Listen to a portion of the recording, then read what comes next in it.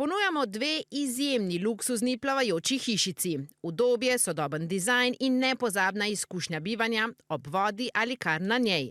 To je poziv ljubljanskega občinskega podjetja k nakupu dveh plavajočih hišic, ki na Ljubljanici samevata in propadata že skoraj 3 leta. Pričakovana cena je 80 tisoč evrov za eno hišico, torej 160 tisoč evrov za obe, kar je več kot 40% manj od zneska, ki sta ga plačali ljubljanska parkirišča in tržnice.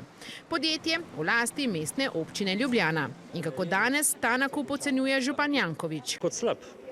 Takrat je bil odločitev, direktor predlagal, imel svoj nek predlog, svoj motiv za to, da bi to bila dodatna ponudba, ugotovili so, da ne gre in bomo čakali, dokler se ne proda. Trg pa pokaže vedno, kaj je prav ali ni prav.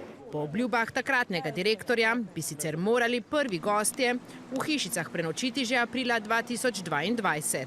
Želimo si pa to čim prej spraviti v promet za turiste, za goste, Ljubljančanke, Ljubljančane, pa seveda vse obiskovalce Ljubljane, najlepšega mesta na svetu. Dovoljenja imamo vsa predobljena, kar pomeni s prevezom in za bivanje po 24 uri, tako da to imamo urejeno. Kar že takrat ni držalo. Občinski odlok namreč ni dovoljeval in še vedno ne dovoljuje prenočevanja na vodi. Za izjavo smo prosili tako nekdanjega direktorja Orača, saj nas je zanimalo, ali nakup tudi danes ocenjuje kot dober in smotren, kot tudi aktualnega direktorja Bojana Babiča, saj nas je zanimalo, do kam so pripravljeni iti s popustom.